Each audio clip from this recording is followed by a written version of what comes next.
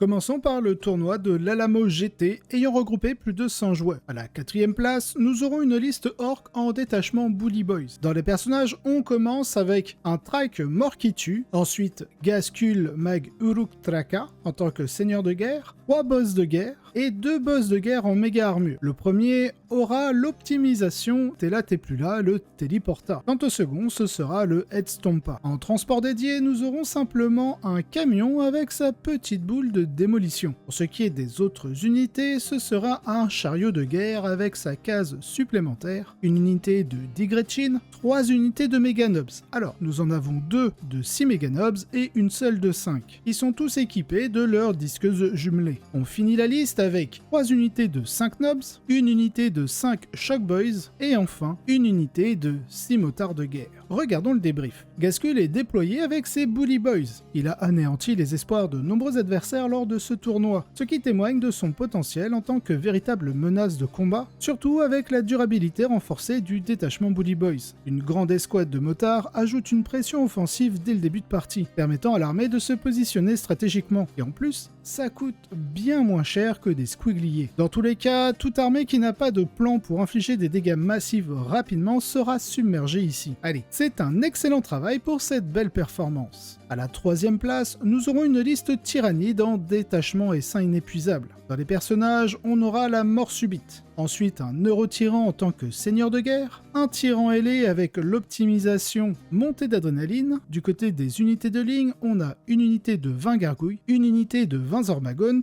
On continue avec une unité de 20 Termagaunt et leurs petits points épineux. Il n'y a aucune arme spéciale dans cette unité. Pour ce qui est du reste de l'armée, on commence avec un Biovore, un Exocrine, une unité complète de 22 Neurogaunt, un Neurolictor, et on finira avec un émissaire Norn, une unité de 3 rôdeurs, un Trigon, une unité de 3 Venomtropes et enfin une unité de 6 Zoanthropes. Sont au débrief. Les tyrannides ont rencontré des difficultés, mais leurs spécialistes continuent d'obtenir des résultats impressionnants. Si vous me suivez depuis un moment, vous savez que j'adore les listes et seins inépuisables. Celle-ci réduit légèrement le nombre de Gaunt en incluant des unités cruciales pour résoudre des problèmes spécifiques. Les zoanthropes apportent une capacité de suppression contre les cibles robustes, et le tyran ailé est particulièrement pertinent face aux unités orques, surtout contre les mécanobs à cause de leur faible nombre d'attaques, avec les disqueuses réduisant encore davantage leur efficacité. C'est une liste innovante et efficace, vraiment bien jouée. En seconde place, nous aurons une liste chevalier gris. Dans les personnages,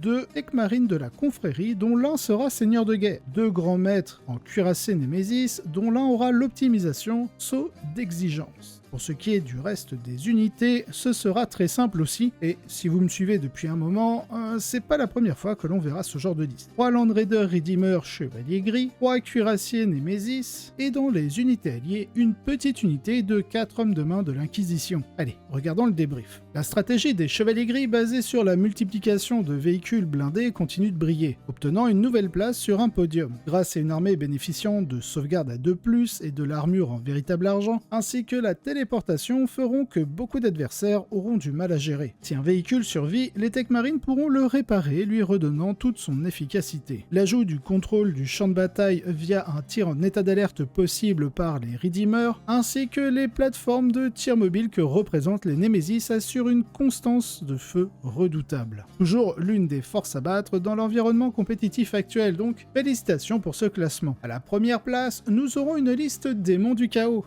Et oui, ils reviennent. Et cette fois-ci, dans les personnages, nous allons retrouver le grand, beau et fort Be'lakor, en tant que seigneur de guerre. Un grand immonde avec l'optimisation du don sans fin, un gardien des secrets avec l'optimisation voleuse d'âme, un duc du changement avec l'optimisation sceptre éternel, et vu qu'on peut avoir que 3 optimisations maximum, c'est fini pour ça. Et enfin, en dernier, nous aurons Rotigus. On finira la liste avec le changelin, dans les unités de ligne, une unité de 3 Nurgling, une unité de 10 horreurs roses, une unité de porte-peste. Et enfin, la toute dernière unité, ce sera un broyeur d'âme avec l'allégeance de Tzeentch. Regardons le débrief. Les démons du chaos continuent de briller discrètement dans l'environnement des tournois solo, remportant encore un événement. Cette armée mise fortement sur les monstres les plus redoutables que l'index peut offrir, avec un soutien de tir grâce à un broyeur d'âme et au duc du changement. Lorsque les démons ont l'espace pour manœuvrer, ils deviennent extrêmement efficaces, contrôlant le moment des engagements, neutralisant les armées axées sur le tir à longue portée et frappant très fort tout en occupant les objectifs avec leurs unités de ligne. Dans tous les cas, ça fait vraiment plaisir de voir encore une liste démons remporter un événement, donc toutes mes félicitations pour cette victoire. Nous passons maintenant à la confrontation finale d'un tournoi ayant regroupé plus de 40 joueurs, voyant s'affronter le tout nouveau Codex Empirto contre l'index Space Wolf. Commençons par mes favoris en détachement Stormlands. Dans les personnages, nous aurons Harald Deathwolf, Logan Grimnar sur son traîneau de Noël en tant que seigneur de guerre, 3 chefs de bataille garde-loup sur Loutonnerre équipés de points énergétiques et de boucliers dont l'un aura l'optimisation Instinct du chasseur. Un seigneur loup sur Loutonnerre, lui aussi équipé de points énergétiques et d'un bouclier avec l'optimisation Fureur de l'orage. Du côté des unités de ligne, on va faire très simple, une unité de 5 intercesseurs. Pour ce qui est du reste, on aura 2 unités de 5 intercesseurs d'assaut avec réacteur dorsal, une unité de 5 loups fenriciens, une unité de 5 infiltrateurs avec le gantelet Helix et les communications. On finira la liste avec 2 unités de 5 scouts, 3 unités de cavaliers sur Loutonnerre équipés de leur bouclier tempête, ainsi que 2 unités de 10 Wolfen avec leur marteau, leur bouclier et leur petite arme de tir. Maintenant, passons à la liste taux. Nous serons en détachement Monka. Dans les personnages, 3 sabres de feu. Le premier aura l'optimisation Strike Swifty. Le second, ce sera le Strategic Conqueror. On rajoute la Commander Shadowsun en tant que seigneur de guerre. Du côté des unités de ligne, très simple aussi, 3 unités de D-Breacher. Du côté des transports dédiés, on aura 3 Devilfish. Enfin, dans les autres unités, on commence avec une unité de 3 Broadside. Et on finit la liste avec 2 unités de 10 Cibleurs, 3 Piranha, 2 Riptide avec leur ion accélérateur et 2 unités de 3 Steels. Regardons le débrief de la confrontation. Et cette fois-ci, c'est assez spécial car nous avons la chance que le joueur To, un vétéran de la faction aux États-Unis, témoigne de sa partie contre la liste Space Wolf. Donc, j'ai simplement retranscrit une bonne partie de son compte-rendu, détaillant ainsi cette partie. Je jouais une liste Monka avec beaucoup de châssis pour faciliter les mouvements et bloquer l'adversaire, soutenu par une unité de Broadside, 2 Riptide et 3 escouades de Breacher. J'avais déjà affronté durant ce tournoi 6 Némésis Chevalier Gris, des Tyrannides en Vanguard, 120 Boys de la Marée Verte et une armée hybride de sœurs de bataille spécialisées dans les unités de combat et les châssis. Mes adversaires se trouvaient souvent sans ressources à la fin des parties, donc j'étais confiant dans ma capacité à éliminer les menaces si je pouvais éviter d'être engagé au corps à corps. Cependant, j'ai découvert que manœuvrer les Breachers avec leur portée de 10 pouces était difficile face aux règles de mouvement réactif de 9 pouces combinées au Surge des Loutonnerre, c'était assez pénible.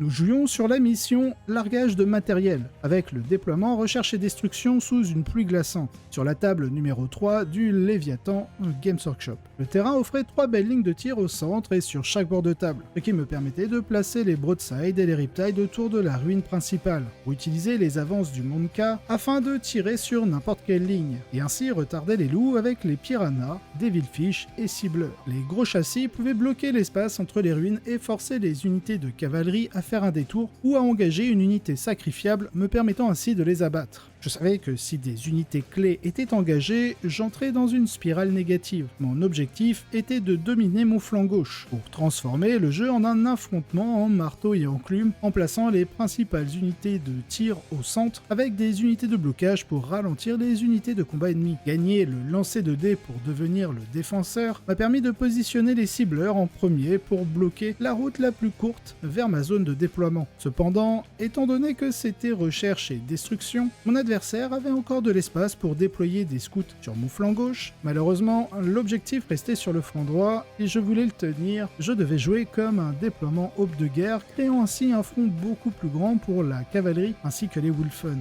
Néanmoins, nous avons suivi notre plan, car je pensais que je perdais automatiquement si j'essayais autre chose. Mon adversaire a choisi les secondaires fixes, balises et abattez-le, et moi des secondaires tactiques. Le premier lancer de dés était crucial. Si je commençais, je pouvais avancer mes Devilfish et Pathfinder pour ralentir la cavalerie, les bloquant dans leur zone de déploiement pendant un tour ou deux. Les Devilfish pouvaient aussi déposer les brécheurs dans des positions plus utiles vers le centre du champ de bataille, où ils pouvaient mieux concurrencer certaines unités et servir de tampon. Au lieu de tout cela, les loups ont commencé. Ce qui s'est ensuivi a été très douloureux, incluant quelques erreurs de positionnement de ma part. Les loups ont limité les angles de tir en envoyant les Wolfen et les intercesseurs à réacteurs pour absorber mes tirs. La quantité de dégâts absorbés par les Wolfen a rendu mon adversaire plus confiant pour exposer la cavalerie par la suite. Le stratagème -1 pour toucher et blesser lui a vraiment été bénéfique car je le trouve exceptionnel dans ce match-up. La combinaison de deux personnages dans l'unité, des stratagèmes défensifs et des mouvements réactifs, signifiait que les tirs tôt n'ont jamais pu atteindre leur pleine efficacité, et les loups ont progressivement engagé mon armée tout en ne perdant qu'une unité complète de Wolfen, ainsi que de cavalerie et quelques petites unités à la fin de la partie. Je n'ai obtenu que 2 secondaires. Assassinat au tour 1 et abattez-le au tour 5. Donc mon score secondaire était assez bas, avec seulement 8 points de primaire. Mon adversaire n'a pas marqué de primaire au tour 2, mais a accumulé 33 points de primaire sur les 3 derniers tours, tout en maximisant presque ses secondaires. Je serais curieux de voir comment ce match se déroulerait si les taux commençaient en premier et peut-être sur un déploiement en creuset du combat au lieu de recherche et destruction. J'aurais pu mettre 50 à 60 points au total et maintenir les Space Wolves dans la fourchette de 70 à 80 points. Donc cela reste tout de même en la faveur des loups. Même sur une mission primaire plus normale entre guillemets, cela pencherait fortement en la faveur des loups. Le score final est de 80 à 34 pour les loups qui ont joué de manière impeccable. C'est un témoignage assez fort intéressant de la part du joueur tôt, donc passons au débrief de la liste Space Wolf. Encore une victoire pour la meute, avec une stratégie audacieuse mettant l'accent sur les Wolfen, améliorés pour devenir des pièces d'échange excellentes, et la cavalerie loutonnaire. Cette armée est à la fois résistante et puissante, avec quelques astuces sournoises qui peuvent piéger les adversaires imprudents. Le GAN est extrêmement utile pour apporter une énergie similaire à une seconde WAG entre guillemets, et cette liste dispose de tous les outils nécessaires pour causer d'énormes problèmes à l'adversaire. Félicitations pour cette victoire. À la seconde place du même tournoi, nous aurons une liste Aeldari. Dans les personnages, on commence avec un autarque saut de voix en tant que seigneur de guerre avec l'optimisation messager de la destinée. Le GAN, comme d'habitude, et Ivren. Dans les unités de ligne, on aura une unité de 10 gardiens de choc. Du côté des transports dédiés, on fera simple, un serpent ondoyant. Pour le reste, on commence avec 3 unités de 5 faucheurs noirs, 2 unités de 5 rangers, 2 unités de 5 shadow spectres, et on finira avec 2 unités de 2 tisseurs célestes avec leurs canons anti-véhicules, 2 unités de 5 éperviers voltigeurs, une unité de 11 troupes harlequins, et enfin